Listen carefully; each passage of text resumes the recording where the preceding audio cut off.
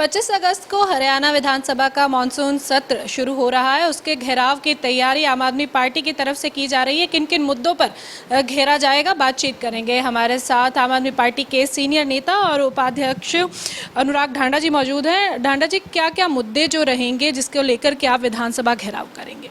देखिए, विधानसभा घेराव 25 तारीख को जो कर रहे हैं वो आम आदमी पार्टी की यूथ विंग और छात्र विंग CYSS मिलकर के विधानसभा का घेराव करेंगे। आज युवा प्रदेश अध्यक्ष हमारे साथ मौजूद हैं, मनीष जी यहाँ पर। और स्पष्ट तौर पर युवाओं की ये आवाज़ है कि जो ये CET का अभी एग्ज़ाम हुआ, इसमें पेपर लीक हुआ है और इसमें किसी गैंग ने नहीं किया, किसी ने चोरी छिपे नहीं किया। ये पहली बार आधिकारिक तौर पे, सरकारी तौर पे पेपर लीक किया गया है हरियाणा सरकार के द्वारा। हमें तो ये भी जानकारी है कि लोग ये चर्चा कर रहे हैं कि पैसे लेके 15-15, 20-20 लाख रुपए लेकर के, और ये कहा गया कि ये कल के पेपर के 40 क्वेश्चन अगले दिन आएंगे। तो ये तो आधिकारिक तौर पे पेपर लीक हो गया। अब इस पे शिक्षा मंत्री कह रहे हैं कि एजेंसी की गलती है, मान रहे हैं कि एजेंसी गलती। जब एजेंसी की गलती है तो पेपर सही कैसे हो सकता है? तो फिर पेपर कैंसिल क्यों नहीं करते? और एजेंसी को चुना HSSC ने, तो HSSC की गलती है।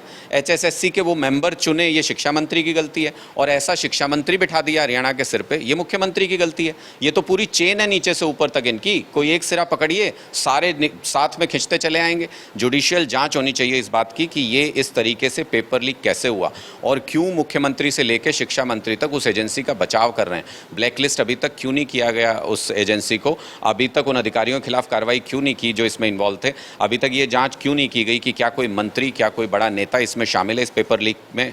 और सबसे पहली चीज़, बच्चों के भविष्य के साथ खिलवाड़ मत कीजिए। जिन्होंने ईमानदारी से मेहनत की उन बच्चों के साथ धोखा हुआ है। 40 क्वेश्चन लीक हुए हैं, तो ये पेपर कैंसिल करके और जब दोबारा पेपर कराएं, अच्छे तरीके से पेपर कराएं और जल्दी कराएं।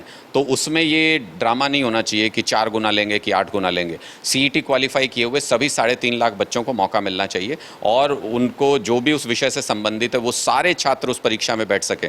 ऐसी व्यवस्था करके हरियाणा सरकार को तुरंत दोबारा एग्जाम कराना चाहिए। हाल ही में देखा जाए तो किसानों ने चंडीगढ़ आगमन की सूचना दी थी और कूच करना चाहते थे, पर उनको बॉर्डरों पे ही रोक लिया गया, आगे नहीं आने दिया। किस तरह से देखते हैं, क्योंकि आम आदमी पार्टी पहले भी किसानों के साथ जो है वो खड़ी रही है? देखिए, ये बहुत दुर्भाग्य है हमारे प्रदेश का, हरियाणा का, कि यहाँ पे किसानों को छोटी छोटी बातों के लिए भी उनको कभी टंकी पे चढ़ना पड़ता है, कभी अनशन करना पड़ता है, कभी सड़क जाम करनी पड़ती है। क्यों? मैं आपको उदाहरण देके बताता हूँ। सिरसा में 2 सप्ताह तक टंकी पे चढ़े रहे किसान, अपनी जान जोखिम में डाली उन्होंने, और उसके बाद सरकार ने कहा कि हाँ, दे रहे हैं जी आपका मुआवजा। अगर तो वो बीमा क्लेम बनता था उन किसानों का, जायज़ हक था, तो फिर 2 सप्ताह टंकी पे क्यों चढ़ना पड़ा अपना जायज़ हक लेने? सरकार की ड्यूटी थी ना, वो तो उनको देना चाहिए था। 2022 का है, कोई ये भी नहीं है 2023 का हो, तो वो देना चाहिए था सरकार को। अगर वो उनका जायज़ क्लेम नहीं बनता था तो फिर टंकी पे चढ़ने से कैसे हो जाता है वो जायज़ क्लेम? तो ये सारी चीज़ों का जवाब पूरा हरियाणा जानना चाहता है कि क्या बार बार सरकार जानबूझ करके ऐसी स्थिति पैदा करती है कि किसानों को सड़क पे आना पड़े। और अब की बार तो हद कर दी अत्याचार की कि अपनी, अब बाढ़ आई है, उसमें पानी भर गया, खेतों में रेत आ गया, फसल खराब हो गई, उसका मुआवजा मांग रहे हैं। वो हक है किसानों का, वो सरकार को का वो मुआवजा देना उनकी ड्यूटी है सरकार की। तो वो किसानों को वो मांगने के लिए सड़क पे आना पड़ा। और जब सड़क पे आना चाहते हैं तो आप उनको घर में नज़रबंद कर लेते हैं, उनके परिवार को परेशान करते हैं, उनको रोकते हैं आने से।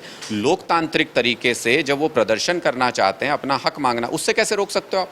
लोकतांत्रिक व्यवस्था में अगर आप प्रदर्शन करके, अनशन करके अगर अपना हक नहीं मांगेंगे, अगर धरना नहीं दे सकते हैं, तो फिर क्या करेंगे लोकतंत्र में विरोध जाहिर करने के लिए? सरकार अत्याचार कर रही है। ऐसी अत्याचारी सरकार किसानों के प्रति ना हरियाणा में ना केंद्र में पहले कभी नहीं हुई। बिजली के मुद्दे को किस तरह से देखते हैं? आम आदमी पार्टी ने घर घर जाकर बिजली बिलों को जलाया है, आंदोलन भी चलाया इसको लेकर के, जबकि जो बिजली मंत्री हैं वो इसको निराधार बता रहे हैं।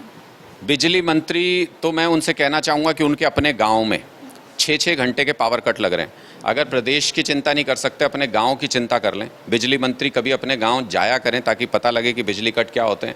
10 डिस्ट्रिक्ट्स का मैंने डाटा आपके सामने रखा, 4 से 8 घंटे तक के पावर कट लग रहे हैं वहाँ पे। सारे डिस्ट्रिक्ट में कोई जगह ऐसी नहीं जहाँ गाँव में, शहर में पावर कट नहीं लग रहा है। पूरे हरियाणा में पावर कट चल रहे हैं, डिमांड मीट नहीं कर पा रहे हैं। ये कह रहे हैं कि हमारे पास पूरी है बिजली, तो पूरी है बिजली तो देते क्यों नहीं? प्रॉब्लम क्या है, क्यों नहीं दे रहे बिजली?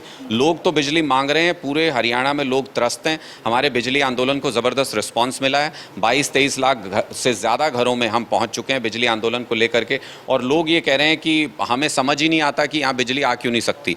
हर एक की ज़ुबान पर यह है कि दिल्ली में बिजली जाती नहीं और हरियाणा में बिजली आती नहीं। ये सिचुएशन पूरे हरियाणा की आज के दिन में बनी हुई, और इसके लिए बिजली मंत्री से लेकर मुख्यमंत्री तक सीधे दोषी हैं। आखिरी सवाल मैं आपसे लूंगी, विधानसभा सत्र में कहीं ना कहीं संदीप सिंह भी शामिल होंगे, और किस तरह से देखते हैं, क्योंकि आम आदमी पार्टी ने उनके खिलाफ भी जो है वो मुहिम छेड़ी थी, पर अभी तक उसका कोई रिजल्ट किसी के भी सामने नहीं निकला है। हमें उम्मीद थी कि चंडीगढ़ पुलिस प्रोफेशनल तरीके से काम करेगी और इसमें चार्जशीट फाइल करेगी। हम चंडीगढ़ पुलिस से भी ये पूछेंगे, मैं उनको चिट्ठी लिख रहा हूँ, चंडीगढ़ पुलिस से भी ये पूछेंगे कि चार्जशीट क्यों नहीं फाइल कर रहे, और अगर वो संतोषजनक जवाब नहीं दे पाते हैं या चार्जशीट फाइल कब कर रहे हैं नहीं बताते हैं, तो फिर हमको वापस सड़क पे आना पड़ेगा। आम आदमी पार्टी इस मुद्दे को छोड़ेगी नहीं। ये महिलाओं की अस्मिता से जुड़ा हुआ, उनके मान सम्मान से जुड़ा हुआ मुद्दा है और हमारे लिए बहुत महत्वपूर्ण है। इसको लेकर के भी आने वाले दिनों में सड़क पर गर्मी बढ़ेगी और इसको लेकर के पुरजोर आवाज़ हम उठाएंगे। जूनियर कोच महिला हमारी बहन है, हरियाणा की बेटी है, उसको किसी भी हालत में अकेला नहीं पड़ने देंगे। और दोबारा से अब सरकार को भी ये बताना पड़ेगा कि क्यों आखिर संदीप सिंह को सारी प्रिविलेजेस दी जा रही हैं, विधानसभा में भी आ रहे हैं, तिरंगा भी फहरा रहे हैं, सब कुछ कर रहे हैं, तो किस हक से कर रहे हैं? जब वो कोर्ट ने उनको कहा कि अपना पॉलीग्राफी टेस्ट करा लो, तो वो वहाँ से भाग गए कि नहीं मुझे नहीं कराना है, तो इसका मतलब चोर की दाढ़ी में तिनका। तो साफ तौर पे ये स्पष्ट है कि सरकार जवाब देना चाहिए हरियाणा सरकार को, और चंडीगढ़ पुलिस को ये बताना पड़ेगा कि चार्जशीट अभी तक फाइल क्यों नहीं हुई। कोर्ट से भी लताड़ खा चुके हैं और अब जनता से भी लताड़ खाएंगे अगर नहीं बताएंगे तो। तो ये थे हमारे साथ आम आदमी पार्टी से वरिष्ठ उपाध्यक्ष अनुराग ढांडा, जिन्होंने जानकारी दी कि 25 अगस्त से शुरू होने वाला मानसून सत्र जो है इस बार हंगामेदार इसलिए भी होगा क्योंकि आम आदमी पार्टी हरियाणा की तरफ से उनका घेराव जो है अलग अलग मुद्दे को, चाहे वो किसानों का मुद्दा हो, चाहे वो संदीप सिंह का मुद्दा हो, और चाहे वो सीईटी मामला हो, इन सभी को लेकर के घेरेंगे। वीडियो जर्नलिस्ट शरद के साथ खबरें अभी तक के लिए चंडीगढ़ से हरसिमरत।